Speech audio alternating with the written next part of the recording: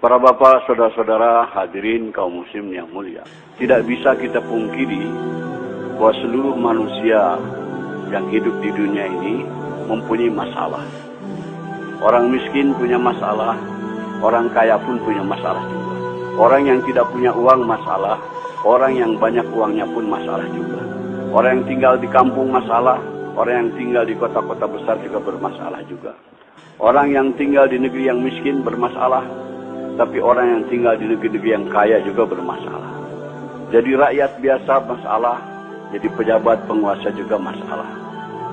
Kalau dalam ketentaraan, kopral bermasalah, jenderal pun bermasalah juga. Tidak bisa dipungkiri. Orang yang belum kawin punya masalah, yang sudah kawin pun masalah juga. Yang belum punya anak masalah, yang sudah punya anak banyak pun masalah juga. Yang tinggal di gubuk bermasalah, tapi yang tinggal di rumah-rumah mewah juga bermasalah juga.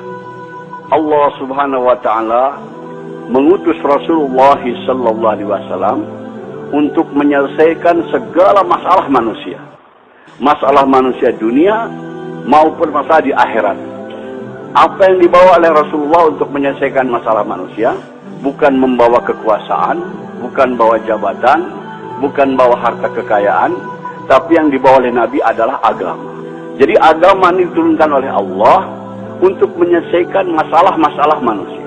Siapa yang mau mengamalkan agama, mentaati Allah, ikut cara Rasul, masalahnya akan diselesaikan oleh Allah Subhanahu wa taala. Orang miskin kalau mau selesai masalahnya, tidak perlu jadi kaya. Sebab jadi orang kaya belum tentu selesai masalah.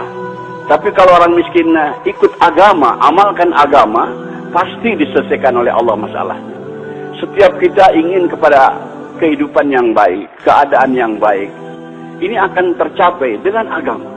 Allah Subhanahu wa taala berfirman dalam Al-Qur'an, "Man 'amila shalihan min dzakarin aw unsa wa huwa mu'min, fala yuhyiyannahu hayatan thayyibah."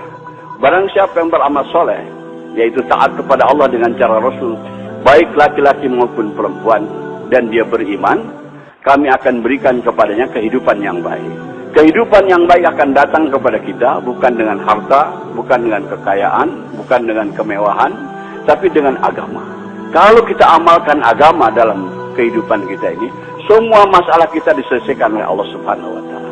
Begitu juga kehidupan kita bermasyarakat, bernegara. Kalau ingin masalah-masalah selesai dari masalah masyarakat, masalah kenegaraan dan sebagainya, agama juga.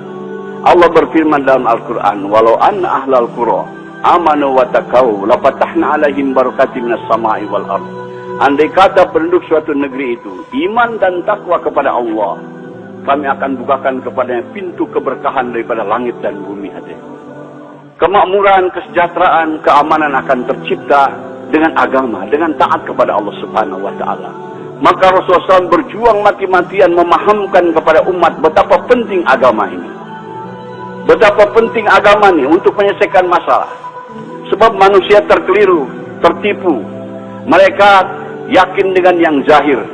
Disangkanya dengan berharta, dengan berkekayaan, dengan berjabatan, dengan pangkat, kehidupan akan nyaman. Tidak, hadirnya mulia.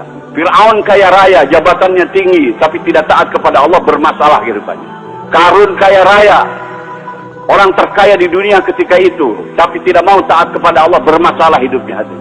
Namrud juga raja dunia, dia tidak taat kepada Allah, bermasalah kehidupannya. Semua masalah-masalah datang kepada kita dari dia taat kepada Allah Subhanahu wa taala. Bukan karena pendapatan kecil, bukan karena miskin, bukan. Yang menyusahkan kehidupan kita ini adalah dosa-dosa kita sendiri. Hadirin, di Jakarta ada ungkapan kata gubuk derita. Maksudnya karena tinggal di gubuk hidup menderita. Sebetulnya yang bikin menderita bukan gubuknya, tapi dosa-dosanya hadirnya. Orang yang berdosa itu walaupun tinggal di gedung yang mewah, tetap hidupnya akan gelisah, hadirnya mulia. Ketahuilah hadirnya mulia, semua kesusahan yang datang kepada kita ini akibat daripada dosa-dosa kita. Allah Subhanahu wa taala memberikan contoh yang gamblang dalam Al-Qur'an. Nabi Ibrahim alaihissalam dapat cobaan, kena hukuman bakar oleh Namrud, dimasukkan ke dalam api selama kurang lebih 40 hari 40 malam. Tapi karena Nabi Ibrahim orang yang taat kepada Allah, orang mengamalkan agama, di dalam api dibahagiakan oleh Allah Subhanahu wa taala. sejuk, nyaman, sejahtera, dapat makan, dapat minum. Masa di gubuk menderita? Nabi Ibrahim dalam api tidak menderita, hadirin, karena bersih daripada dosa. Andai kata hidup kita lurus taat kepada Allah, dalam gubuk pun akan dibahagiakan oleh Allah Subhanahu wa Ta'ala. Hadirin yang mulia, ini harus kita camkan, tanamkan dalam hati kita keyakinan dan beritahu dunia bahwa kebahagiaan bukan dalam kebendaan, bukan dalam kekuasaan, tapi dalam taat kepada Allah. Siapa yang tidak taat kepada Allah akan celaka hidupnya, dunianya apalagi akhiratnya. Kita bertanggung jawab atas perkara ini. Setelah Rasulullah SAW wafat, tidak akan ada lagi kedam Nabi ke dunia yang memberikan peringatan kepada manusia. Kita selaku umat Nabi Muhammad SAW beritahu kepada dunia supaya manusia ini selamat. Hanya dengan ikut cara Rasulullah, kehidupan kita akan aman, akan tentram, akan sejahtera, akan bahagia. Maaf hadirin, hidup kita bukan akan bahagia dengan modern, dengan ikut barat. Tidak ada janji Allah Subhanahu wa Ta'ala. Tapi kalau kita ikut cara Rasulullah, janji Allah ada di situ. Allah akan berikan kepada kita kesuksesan, kebahagiaan. Maka kita beritahu perkara ini. Hadirin yang mulia, Allah Subhanahu wa Ta'ala berfirman dalam hadis qudsi, "Ya ibadi, ana urid anta turid, wala yaqulu illa ma urid." Wahai hambaku, aku punya keinginan, kamu pun punya keinginan, tapi akan berlaku keinginan aku, kata Allah, bukan keinginan kamu. Wa ilan salam dari fima urid, fakaifatuka fima turid. Kalau kamu tunaikan keinginan-keinginan aku, maka aku akan tunaikan segala keinginan-keinginan. Tetapi kamu kalau tidak mau menunaikan keinginan aku akan susahkan engkau dalam menunaikan keinginan-keinginanmu. Dan yang akan berlaku adalah keinginan aku, kata Allah. Jadi hadirin, metode, teknik supaya keinginan-keinginan kita tercapai. Kita ingin bahagia, ingin sejahtera, ingin aman, ingin tentram. Caranya adalah tunaikan keinginan Allah. Tunaikan keinginan Allah. Kalau kita tunaikan keinginan Allah, segala keinginan-keinginan kita akan ditunaikan oleh Allah Subhanahu wa Ta'ala.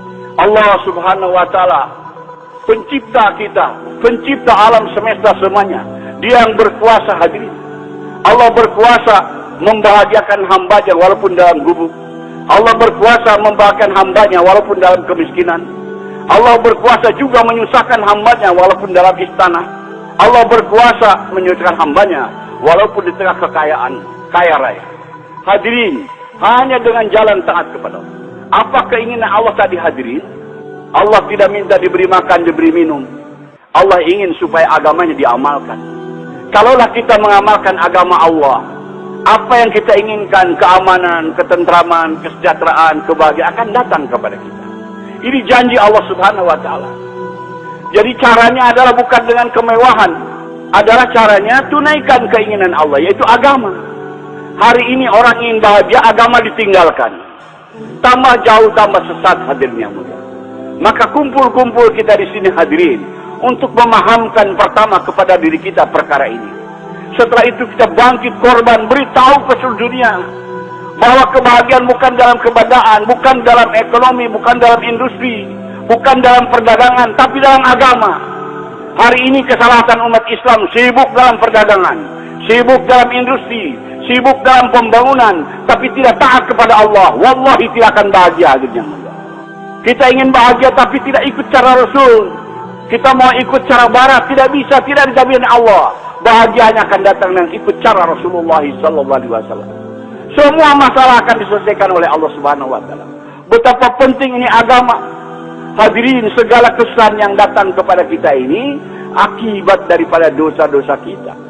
Maka jalan keluarnya kita tobat. Nabi Adam alaihissalam setelah berbuat dosa tobat, berdoa kepada Allah, mohon diampunkan dosa-dosanya. Rabbana zalamna anfusana wa ilam taghfir lana wa tarhamna lanakunanna minal khasirin. Ya Allah, ampunilah dosa-dosa. Kami telah menzalimi kami sendiri, telah menzalimi diri kita. Kalau tidak Engkau ampunkan, aku termasuk orang yang binasa, yang rugi. Nabi Yunus berbuat kesalahan, ditelan oleh ikan, berdoa, la ilaha illa anta subhanaka inni kuntu minaz zalimin. Tidak ada Tuhan yang berhak bisa melainkan Engkau, ya Allah. Engkau Maha Suci, aku telah menjalimi diriku sendiri. Begitu kalau ada orang di sini punya masalah, hadirin, datang kepada ulama ingin supaya masalah itu selesai, biasanya ulama memberikan zikir. Zikir Nabi Yunus, la ilaha illa anta subhanaka inni kuntu minaz zalimin. Baca sekian ratus. Karena kesusahan-kesusahan yang datang kepada kita ini,